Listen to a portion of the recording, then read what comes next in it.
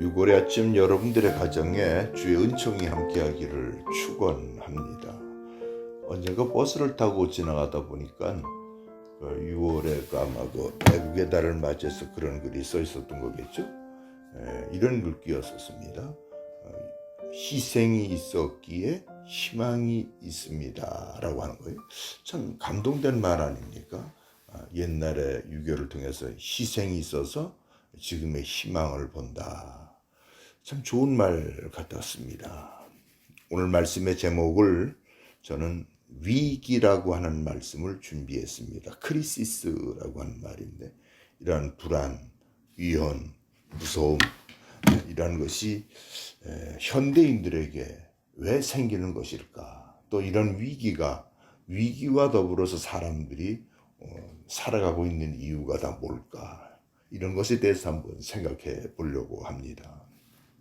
본문의 말씀은 야고보서 1장에 나오는 말씀인데 14절 15절 오직 각 사람이 시험 받는 것은 자기 욕심에 끌려 미혹됨이니 욕심이 잉태하면 죄를 낳고 죄가 장성한 즉 사망을 낳느니라. 다시 말씀을 드리면 욕심을 많이 가지게 되면 그 죄가 커지게 된다는 거예요. 근데 그 죄가 커지게 되면 어떻게 되느냐? 끝내는 죽음을 가져오게 된다. 이 죽음이라고 하는 것, 사망이라고 하는 것은 히브리어에 보면은 무감각이라고 하는 거예요. 무감각. 오늘 현대인들의 모습을 보면은 그 욕심에 너무 무감각하지 않습니까? 자기 스스로가 위기인 걸 깨닫지를 못하는 거예요. 내가 욕심이 지금 너무 많이 부리고 있어. 이 욕심이 커지게 되면 이게 분명히 죄가 되고 죄가 커지게 되면 나중에 문제가 된다는 거를 그들은 알지를 못하는 거예요. 작게 가진 사람은 더 많이 채우고 싶고 또 2차 타다가도 더 좋은 차를 타고 싶고 이 좋은 차보다 더 좋은 차를 타고 싶고 그 사람들은 그걸 욕심이 아니라고 얘기하는 거예요. 그게 살아가는 재미라고 하는 거예요. 그런데 살아가는 재미나 살아가는 행복이 아니라 사실은 그런 것이 자기도 모르게 다가오는 위기인 거를 알아야 된다는 거예요. 아프리카의 원숭이를 여러분들 어떻게 잡는 줄 아십니까? 아주 간단한 방법이 있어요. 제가 실제 예전에 저쪽 어딘가요 그 나라 깜빡 잊어버렸네. 스리랑카 가서 쓸 때 제가 그걸 실제 보고 저도 그렇게 한번 놔봤는데 빈 플라스틱 통에다가 손이 제가 들어갈 수 있는 플라스틱 통에다가 이제 표주박이죠. 거기다 이제 몇 가지 과일을 담아서 땅에 던져 놓는 거예요. 그러니 원숭이가 약가지고 처음엔 다가오질 않아요.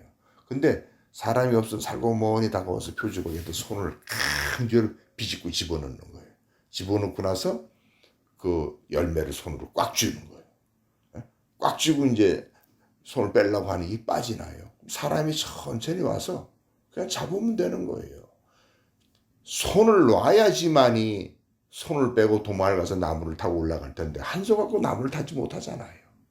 두 발을 꽁충 쥐다가 끝내는 사람에게 잡히는 거예요. 오늘 현대인들의 삶이 뭐냐? 바로 이처럼 위기라고 하는 건 뭐냐?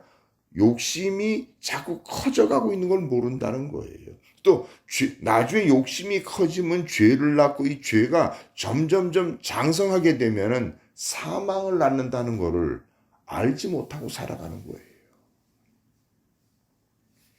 어릴 때 부모들이 아기들을 어떻게 일렀습니까? 제일 먼저 하는 말이 도리도리 까꿍 이런 말을 한 거예요. 예? 그 말의 뜻은 뭘까요? 도리도리 각궁이라고 하는 말 아닙니까? 세상에는 도리가 있으니까 살아가는 도리가 있으니까 자라면서 고개를 좌우로 잘 돌려서 깨닫기를 바라라는 교육적인 말을 우리 선조들이 이렇게 하고 있었어요. 그래서 그 아이들은 그런 것을 배우면서 하는 거죠. 도리도리 까꿍. 근데 지금의 아이들은 어떻습니까? 도리도리 까꿍을 배우기 전에 먼저 TV를 보고 핸드폰을 보고 영어를 보고 컴퓨터를 보고 그러다 보니까 그들의 삶 속에 주변에 살펴봐서 도리 있게 이렇게 고개를 좌우로 돌려서 니들이 잘 살아가라고 하는 그런 걸 깨닫지를 못하는 거예요. 위기의식에 결여된 사람 하나 소개할까요? 톨스토이의 작품에 보면은 어떤 사람이 어려움을 당해서 이제 도망을 갑니다. 도망을 가다가 그 절벽을 만나게 되죠. 그 절벽에서 큰 나무가 있는데 그 밑에 이제 칡농쿨이 매달려 있는 거예요. 근데 사람이 뛰다 보니까 거기서 그 줄을 확 잡은 거예요. 그런데 이게 맨 위에서는 흰 쥐하고 검은 쥐가 이 칡농쿨을 썰고 있는 거예요. 그 맨 밑에 보니까 사자들이 그 사람이 떨어지길 바라면서 손을 허공에다 확 내찍고 있는 거예요. 이 위에 흰 쥐와 검은 쥐는 뭘까요? 낮과 밤이 현대인들을 끊임없이 위기 속으로 집어넣고 있다는 뜻 아니겠어요? 근데 이 주인공은, 이 한심한 현대인은 거기서 살아날 방책을 생각하지 않고 바로 앞에 있는 석청이 있는데 여기 뭐 꿀이 한 방울 분갈 떨어지는 거예요. 그걸 잊어버리고 위에서 신지와 검은지가 자기를 불안히 엄습해 오는 걸 잊어버리고 맨 밑에 사자가 지금 떨어지기만 기다리는 걸 잊어버리고 앞에 있는 꿀송이를 빨아서 입에다 놓고 있는 이 어리석은 현대인들의 모습. 이게 뭐냐? 위기로 느끼지 못하고 살아간다는 거예요. 여러분들 그 아시죠? 그 장편 소설에 보면 최인호 씨의 상도라고 하는 장편 소설에 보면 거기 주인공이 석승 스님이라고 하는 사람한테 세 가지 살아날 비책을 받는 거예요. 비책은 당신이 평생 살아가면서 죽을 때가 될 때 바로 이걸 하나씩 펴보라는 거예요. 세 번의 어려움이 온다는 거예요. 그럴 때마다 그 하나씩 펴보면 살아날 수 있다. 여기 나오는 임상우이가 두 번째 죽음의 어려움을 겪게 됩니다. 그럴 때 그 글을 찾아보는 거예요. 꺼내봤더니 거기에는 소정자가 써있는 거예요. 소정자. 이게 뭔가 봤더니 그 솥에는 세 개의 다리가 이렇게 있지 않습니까? 그런데 이 세 개의 받침이 굵기와 길이와 무게가 똑같은 거예요. 120도씩 해가지고 360도 세 개가 정확하게 있는 거예요. 근데 이 세 개의 받침은 한 받침은 부라고 하는 것이고 두 번째 받침은 권력이라고 하는 것이고 세 번째 있는 받침은 명예라고 하는 거예요. 이 부와 권력과 명예가 똑같이 정확한 자리에서 정확하게 있어야 된다는 거예요. 그렇지가 않고 하나가 부러지거나 그러면 이 솥을 엎어버리는 거예요. 밥을 다 해놨던 밥을 엎어버리고 국을 엎어버리고 음식을 다 엎어버리는 거죠. 권력도 마찬가지예요. 이 권력이 명예가 탐나가지고 명예한테 가거나 권력이 또 부와 손잡으려고 하면 이 솥을 깨뜨린다는 거예요. 솥이 넘어진다는 거예요. 이게 바로 뭐냐? 위기가 되지 아니하려면 솥에 있는 세 가지의 다리가 부와 권력과 명예가 자기 위치에서 정확하게 있어야 된다는 거예요. 위기가 오는 이유는 바로 뭐냐? 이처럼 사람들이 욕심이 점점 커져갖고 죄를 낳고 그 죄가 점점 장성하면 어떻게 되느냐? 사망을 낳는다는 얘기 아닙니까? 왜 사람들이 이렇게 욕심이 커져서 죄를 낳고 그 죄가 장성해서 사망에 낳는 것까지 가게 될까요? 그 이유는 다른 것이 아니라 맹자가 말했던 네 가지의 기본적 성품을 가지고 살지 못하기 때문이 아니겠어요? 맹자가 말하는 사지설이라는 게 있는데 뭔가 하면은 첫 번째는 측은지심이에요. 그게 뭐냐? 남을 사랑하며 측은히 여기라는 마음이에요. 측은히 여기는 마음. 두 번째는 수오지심이죠. 불의를 미워하는 마음을 가지라는 거예요. 근데 사람들이 그렇습니까? 불의를 보고 오히려 사람들은 무관심하고 그냥 돌아서려고 하고 참견 안 하려고 하고 대충 넘어가려고 하고 세 번째는 사양지심이에요. 타인을 배려하는 마음은 타인을 배려하는 마음. 마지막으로 시비지심, 옳고 그름이 분명해야 된다는 거예요. 이렇게 네 가지의 마음들이 없을 때 그 사람들은 어떻게 되는 것이냐? 욕심이 돼서 죄를 낳고 또 죄가 자주 커졌을 때는 사망을 낳게 되는 것이다. 그래서 우리나라에 아주 쉬운 말 있지 않습니까? 사람이면 다 사람이냐. 사람이 사람다워야 사람이다라고 하는 거예요. 다른 게 아니라 인간의 가장 기본적인 것이 돼 있지 아니하면 오히려 더 많은 위기가 찾아오게 된다. 지금까지 하나의 육적인 위기지만은 영적인 위기에서도 우리는 벗어날 수 있는 비책이 있습니다. 히든 카드. 살아날 수 있는 비책. 당신은 이 땅에 사는 동안에 있어서 육적인 위기보다 앞으로 영적인 위기, 죽음을 어떻게 이겨나갈 수 있습니까? 죽음을 이긴 사람은 아무도 없잖아요. 그런데 성경책은 말씀하기를 사람이 죽음 후에 그냥 끝나는 것이 아니라 새로운 세계가 시작된다고 성경은 말하고 있어요. 그런데 그것에 대해서 인간들은 지금부터 올바르고 슬기롭고 지혜로운 사람이면 준비를 해야 된다는 거예요. 당신은 그러한 살아날 수 있는 빛의 히든카드가 무엇입니까?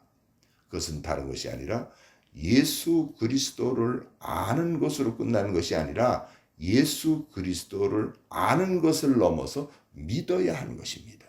아는 것과 믿는 것은 다른 것이죠. 아는 것이라고 하는 나위지와 또 믿는다라고 하는 빌리브니가 전혀 다른 문제예요.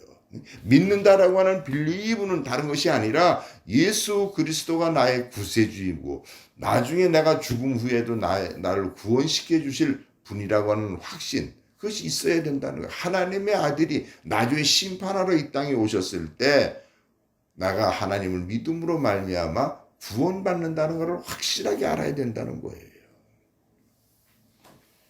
유명대학에 보면은 그 좋은 굵기가 많을 텐데 세상에 굵기 좋은 게 얼마나 많습니까?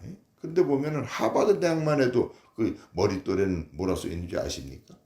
예수님의 말이 써 있어요. 내가 길이요 진리요 생명이니 나로 말미암지 않고는 아버지께로 갈 자가 없느니라. 서울대학도 마찬가지, 연세대학도 마찬가지. 거기 보면 하나같이 내가 길이요 진리요 생명이니 나로 말미암지 않고는 아버지께로 갈 자가 없다라고 하는 거예요. 예전에 제가 그 목회 시절에 조계종인가요? 거기에 그 어떤 절간에 가서 그 어떤 한심한 스님께서 저를 불러주셔서 세미나를 인도한 적이 있었어요. 근데 그 세미나에 가가지고 거기 불자들이죠. 그러니까 불교에 있는 신도들, 불자들에게 두 가지 질문을 했습니다. 뭔지 아십니까? 하나는 여러분들은 왜 자주 이렇게 나무에 탑을 간센 보살이라고 하는 거를 말을 하고 있습니까? 두 번째는 석가께서 수련하는 중에 제자들이 와서 제자들이 얘기했다. 나중에 스승님 우리가 죽고 나서는 어떻게 되겠습니까? 당신네들은 어떻게 되는 줄 아십니까? 당신네들이 말하는 윤회설, 그냥 세상이 돌고 돌고 돌아서 이렇게 뭐 착한 일을 하면 또 다시 사람으로 태어나고 이렇게 가는 거냐? 조용한 거예요. 얘기를 해준 거예요, 제가. 여러분들 불경책에 보면 석가께서 한 말씀이다. 그러나 예수 그리스도라고는 하진 않았지만 석가께서 하신 말씀이 있는데 그 제자가 묻는 거예요. 우리가 선생님 나중에 우리가 죽고 나면 어떻게 되는 것입니까? 석가께서 이렇게 말씀하셨다. 앞으로 내 앞에 오실 이는 인간의 생사화복을 주관하실 분이 오신다라고 하는 거예요. 그러나 그분 석가께서는 예수라고는 하지 않았지만 예수께서 400~500년이 지나면서 오시면서 하신 말씀이 내가 길이요 진리요 생명이니 나로 말미암지 않고는 아버지께로 올 자가 없고 갈 자도 없다는 거예요. 단호하게 말씀하는 거예요. 맹자나 석가나 공자나 마호메트가 이 세상에서 주는 아주 보석 같은 교훈, 아름다운 말씀들은 우리 모두가 다 받아들여야 되고 우리 모두가 다 배워야 되는 글귀지만은 구원의 문제에 있어서만은 확실하게 예수 그리스도가 말씀한 거예요. 죽음 후에는 나를 믿지 않고는 어느 천하의 어느 곳에라도 구원의 이름을 준 적이 없다는 거예요. 맹자가 준다고요? 공자가 준다고요? 석가가 구원의 반지에 쓴다고요? 천만에요. 오직 하나님의 아들 예수 그리스도만이 우리를 구원시킨다라고 하는 말을 확실하게 말씀하고 있는 거예요. 저와 여러분들이 이 땅에 살면서 여러분들이 영적으로 살아날 수 있는 히든 카드, 그것은 다른 것이 아니라 예수 그리스도를 위기에서부터 넘어서 그분을 잘 믿고 그분을 영접한다라고 한다면 여러분들은 그래도 영적인 위기에서 벗어나리라고 확신합니다. 기도하십시다. 거룩하신 아버지, 이 땅에 사는 동안에도 여러 가지 위기가 있지만 그것을 먹고 사는 일이요, 질병이요, 또한 살아가는 데 있어서의 여러 가지 죽음에 대한 불안일 것입니다. 그러나 저희들로 하여금 진정으로 고민해야 될 위기가 무엇입니까? 우리가 구원받았는지 구원받지 않았는지를 지금부터 저들이 깨닫게 하시고 그런 위기의 문제를 해결할 수 있도록 축복해 주옵소서. 다른 이름으로는 세상에 둔 것이 아니고 예수 그리스도를 믿음으로 말미암아 구원받는다는 사실을 저들 모두가 깨달을 수 있도록 축복해 주옵소서. 구원의 문제는 나의 행위의 문제와는 정반대임을 깨닫게 하시고 내가 행위가 좋아서 구원받는 것이 아니라 예수 그리스도를 믿는 것으로 말미암아 구원받는 것임을 저들이 깨달을 수 있도록 축복해 주옵소서. 예수 그리스도의 이름으로 기도드리옵나이다. 아멘.